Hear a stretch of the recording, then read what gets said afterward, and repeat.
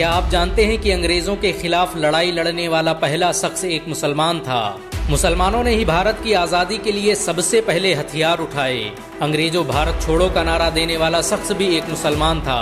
मुंबई में पैदा होने वाले यूसुफ मेहर अली ने ही 1942 में सबसे पहले इस नारे का प्रयोग किया। साइमन गो बैक का नारा भी यूसुफ मेहर अली ने दिया था। बहुत कम लोग जानते हैं कि मुसलमानों ने ही असहयोग आंदोलन की शुरुआत की थी। 1920 में खिलाफत आंदोलन के दौरान मोहम्मद अली जौहर और मौलाना अबुल कलाम आजाद ने सबसे पहले अंग्रेजी सामान का बहिष्कार करने की रणनीति बनाई, जो कुछ ही दिनों में पूरे भारत में फैल गई। असहयोग आंदोलन में मुसलमानों ने बढ़ चढ़कर हिस्सा लिया। भारत के सबसे बड़े शुगर व्यापारी हाजी सबू सिद्दीक ने अपनी शुगर फैक्ट्री पूरी तरह बंद कर दी।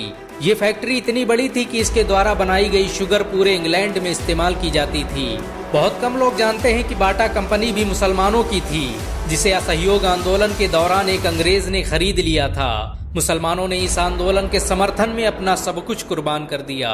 आपको ये जानकर शायद हैरानी हो कि भगत सिंह का केस लड़ने वाला शख्स भी एक मुसलमान था। बैरिस्टर आसिफ अली ने भगत सिंह का केस तब लड़ा जब कोई भगत सिंह का साथ देने को तैयार नहीं था। अगर शोभा सिंह ने भगत सिंह के खिलाफ गवाही न दी होती तो भगत सिंह फांसी के फंदे पर चढ़ने से बच जाते। इंकलाब जिंदाबाद का नारा देने वाले हसरत मोहानी भी एक मुसलमान थे। उन्होंने ही भारत की आज़ादी की रूपरेखा तैयार की थी। इतिहासकारों के मुताबिक 1857 में होने वाले विद्रोह में 50,000 से अधिक उलमाओं को फांसी दी गई और लाखों मुसलमान सरेआम कत्ल कर दिए गए। 1857 में दिल्ली से लेकर कलकत्ता की रोड पर कोई ऐसा पेड़ नहीं था जिस पर मुस्लिम उलमाओं की लाशें न टंगी हों। मुसलमानों ने ही भारत की आज़ादी के लिए पहली जंग लड़ी। मैसूर के सुल्तान हैदर अली और उसके बेटे टीपू भारत की आज़ादी के लिए शहीद होने वाले पहले शासक थे। मशहूर क्रांतिकारी अशफाकुल्ला खान सबसे कम उम्र में फांसी पाने वाले भारत के पहले व्यक्ति थे। औरंगजेब के शासनकाल में अंग्रेज कभी भारत में दाखिल न हो सके। बहुत कम लोग जानते हैं कि जय हिंद का नारा एक मुसलमान आबिद हसन सफानी ने दिया था। ये नारा आज भी भारतीय सेना और शासकीय प्रणाली में सम्मान स्वरूप इस्तेमाल किया जाता है। तिरंगे का निर्माण करने वाली सुरैया तैयब जी भी एक मुसलमान थी। उन्होंने ही भारत के राष्ट्रीय ध्वज को वर्तमान रूप दिया था। हैदराबाद में जन्मी सुरैया तैयब जी के जरिए बनाया गया तिरंगा आज भी पूरे भारत में लहरा रहा है। मुसलमानों ने भारत के लिए जो किया वो आज तक कोई नहीं कर पाया। कानपुर में पैदा होने वाले अजीमुल्लाह खान ने ही मादरे वतन भारत की जय का नारा दिया था, जिसमें बाद में कुछ सांप्रदायिक लोगों ने माता शब्द जोड़ दिया। आपको ये जानकर शायद हैरानी हो कि भारत का पहला राष्ट्रीय गीत अजीमुल्लाह खान ने ही लिखा था। बहुत कम लोग जानते हैं कि मौलाना कासिम नानोतवी ने दारुल उलूम देवबंद की स्थापना अंग्रेजों को भारत से निकालने के लिए की थी। इस मदरसे का मकसद देश में ऐसे नौजवानों को पैदा करना था जो भारत की आज़ादी में योगदान दे सकें। रेशमी रुमाल आंदोलन की शुरुआत करने वाले मौलाना महमूदुल हसन और मौलाना उबैदुल्ला सिंधी दारुल उलूम देवबंद के ही छात्र थे। मौलाना उबैदुल्ला सिंधी ने सुभाष चंद्र बोस के साथ मिलकर भारत की पहली अस्थायी सरकार की स्थापना की थी और वह भारत के पहले गृह मंत्री भी थे। आपको ये जानकर शायद हैरानी हो कि मौलाना महमूदुल हसन ने ही 1920 में गांधी को महात्मा का लक़ब दिया। उनका ये नाम इतना मशहूर हुआ कि गांधी पूरी दुनिया में महात्मा गांधी के नाम से पुकारे जाने लगे। महमूदुल हसन ने ही हकीम अजमल खान के साथ मिलकर 1920 में जामिया मिलिया इस्लामिया यूनिवर्सिटी की स्थापना की थी, ताकि भारतीय शिक्षा तंत्र को अंग्रेजों के चंगुल से आजाद करवाया जा सके।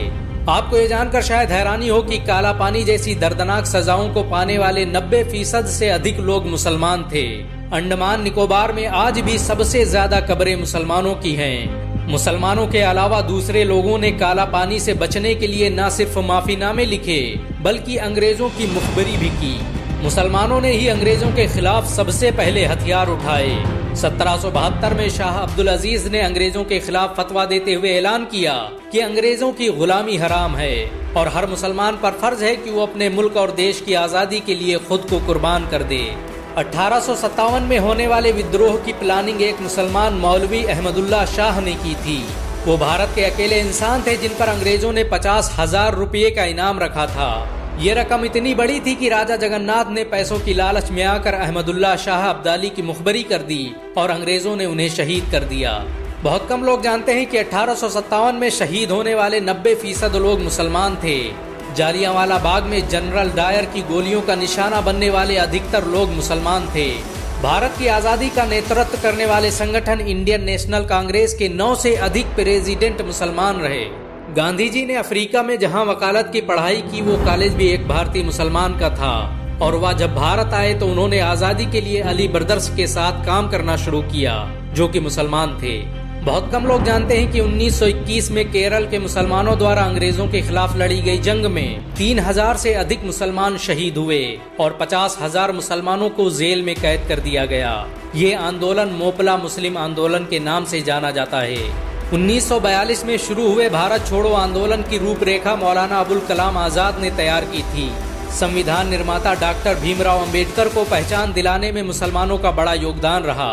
1946 में जब भीमराव अंबेडकर दलित होने की वजह से इलेक्शन हार गए तो बंगाल मुस्लिम लीग ने उन्हें मुस्लिम इलाकों से इलेक्शन लड़ने की दावत दी। इस तरह भीमराव अंबेडकर संविधान सभा का हिस्सा बन सके। अगर मुसलमान भीमराव अंबेडकर को इलेक्शन न जिताते तो उन्हें कभी भारत का संविधान लिखने का मौका न मिलता। भारत की आजादी के लिए सबसे ज्यादा लेख, शायरी, गीत और किताबें मुसलमानों ने ही लिखी। अल्लामा इकबाल के जरिए लिखा गया सारे जहां से अच्छा आज पूरे भारत में गाया जाता है। देश के लिए शहीद होने वाला पहला पत्रकार मौलाना मीर बाकर एक मुसलमान था। भारत की आजादी के लिए मुस्लिम राजाओं और महाराजाओं ने अपने खजाने खोल दिए। कोलकाता के हाजी उस्मान सईद ने अपना सब कुछ भारत की आजादी के लिए कुर्बान कर दिया। हाजी उस्मान की अमीरी का अंदाजा इसी बात से लगाया जा सकता है कि 1920 तक कोलकाता में बनने वाला हर स्कूल और हर बड़ी बिल्डिंग उन्हीं की थी। कोलकाता के पहले सुपर स्टोर कैश बाजार की बुनियाद हाजी सईद ने ही रखी थी, लेकिन बाद में उन्होंने अपनी सारी दौलत देश को दान कर दी और खुद एक किराए के घर में रहने लगे। अमीर हमजा और यूसुफ हबीब मरफानी जैसे मुसलमानों ने अपनी अरबों रुपये की संपत्ति देश की आजादी के लिए दान कर दी। सुभाष चंद्र बोस द्वारा अफगानिस्तान में स्थापित की गई सरकार में 9 में से 5 मंत्री मुसलमान थे। भारत की आजादी के लिए देश भर में मौजूद मस्जिदों को किले की तरह इस्तेमाल किया गया। इन मस्जिदों में सुबह शाम हर वक्त भारत की आजादी के लिए ऐलान हुआ करते थे। आजादी के वक्त कोई मस्जिद ऐसी नहीं थी जिसकी दीवारों पर मुसलमानों का खून न लगा हो। इन सब के अलावा करोड़ों ऐसे मुसलमान हैं जिन्होंने भारत की आजादी और उसकी अस्मिता के लिए अपना सब कुछ कुर्बान कर दिया। सच तो ये है कि भारत की आजादी मुसलमानों के बगैर मुमकिन न थी। अंग्रेज कहा करते थे कि अगर मुसलमान न होते तो हम आज भी भारत पर राज कर रहे होते। अगर एक भारतीय मुसलमान होने के नाते आपको गर्व महसूस हुआ हो तो इस वीडियो को लाइक और शेयर जरूर करें। ऐसी और वीडियो को देखने के लिए हमारे चैनल को सब्सक्राइब करें, घंटा जरूर दबाएं।